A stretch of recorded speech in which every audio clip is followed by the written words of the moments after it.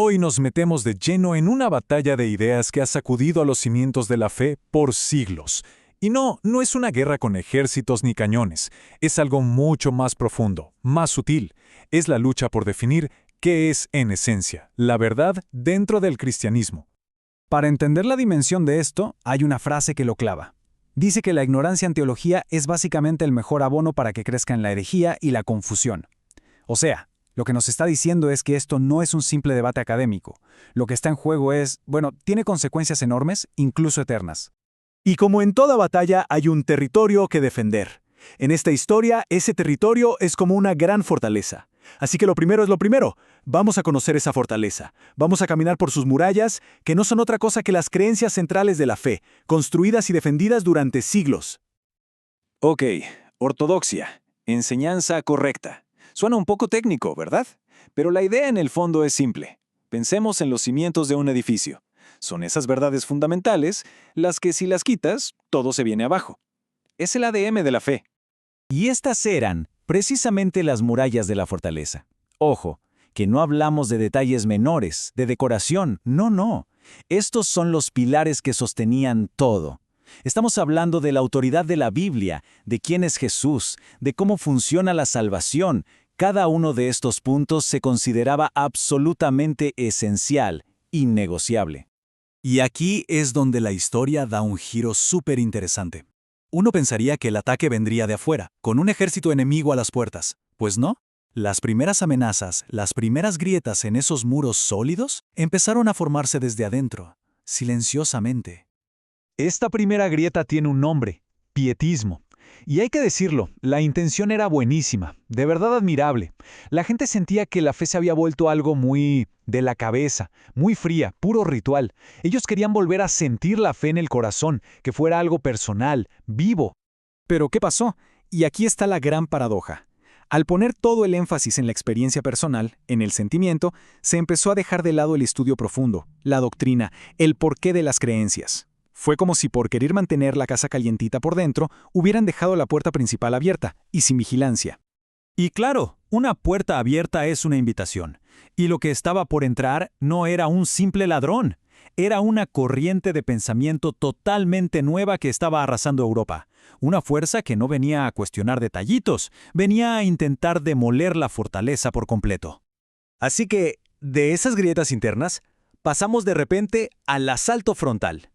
Entra en escena la Ilustración, la famosa era de la razón. Y el choque fue directo, un cara a cara brutal, la razón humana contra la revelación divina. Y esto no fue un solo golpe, fue una ofensiva constante, una demolición sistemática a lo largo de 2 siglos. Primero, la Ilustración pone a la razón en un pedestal. Luego, filósofos como Hegel dicen que la Biblia es básicamente un mito que evoluciona. Después, la alta crítica la analiza como si fuera la Odisea de Homero. Y todo desemboca en el liberalismo teológico, que la reduce a literatura inspiradora, pero nada más. Le quitó toda su autoridad divina. El motor de todo este asalto fue el racionalismo. La idea era simple pero radical.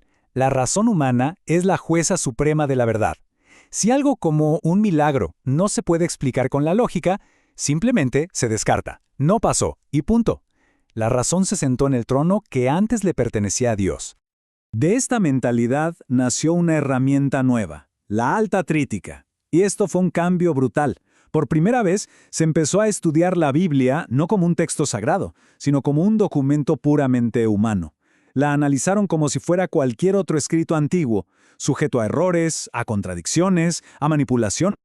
Uno de los resultados más famosos de esto fue la hipótesis documentaria, que decía en resumen que los primeros libros de la Biblia no los escribió Moisés, sino que son una especie de collage, un copiar y pegar de diferentes autores a lo largo de siglos. Esto no era un ataque menor, era ponerle dinamita a los cimientos de la autoridad bíblica. Bueno, la situación es crítica. Los muros de la fortaleza están siendo bombardeados desde todos los frentes. ¿Qué hicieron los defensores? ¿Se rindieron? ¿Sacaron la bandera blanca? ¡Para nada! Se organizaron para un contraataque. Una defensa feroz de esos fundamentos que consideraban irrenunciables. A esta defensa se le llamó fundamentalismo. Y no fue una simple discusión de salón. Fue una reacción organizada, combativa, casi militar. El objetivo era clarísimo: trazar una línea en la arena y decir, de aquí no pasamos, defender las verdades centrales a toda costa. Y su estrategia fue brillante por lo simple y directa.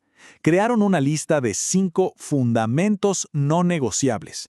Y si se fijan, cada punto es una respuesta directa, un misil, contra los ataques del liberalismo.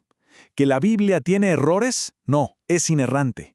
¿Que Jesús fue solo un buen hombre? No, es plenamente Dios. ¿Que los milagros no existen? Sí, y aquí está el nacimiento virginal. Fue un contraataque punto por punto. Ahora, todo esto puede sonar a historia antigua. Pero, ¿por qué importa hoy? Pues porque esta batalla nunca terminó. Simplemente el campo de batalla cambió. Las trincheras se cavaron en otros lugares. Las armas son otras, pero la lucha sigue ahí. Y los ecos de esa batalla resuenan con una fuerza increíble hoy. Por un lado, movimientos como la teología de la liberación, que se enfocan en la acción social, reflejan ese antiguo énfasis en la experiencia humana por encima de la revelación. Y por el otro lado, el pentecostalismo, con su fuerte énfasis en lo sobrenatural y los milagros, es una clarísima resistencia moderna a ese racionalismo que intentó borrar lo divino. Son las mismas tensiones pero con nuevos nombres. Y esto nos lleva a la gran conclusión de toda esta historia. La doctrina, como dice esta frase, no es una jaula que atrapa a la fe. Todo lo contrario, es el andamio que le da forma, que le da fuerza para crecer alto y firme. Conocer esta batalla no es solo cultura general, es entender cómo se construye una creencia que puede aguantar las tormentas de cualquier época. Así que nos quedamos con esta pregunta flotando en el aire, que es tan urgente hoy como hace 300 años. En un mundo que no para de cambiar, donde todo parece relativo, ¿qué futuro le espera a una verdad que se define a sí misma como eterna e inmutable? La batalla por la verdad definitivamente continúa. Y el próximo capítulo se está escribiendo ahora mismo.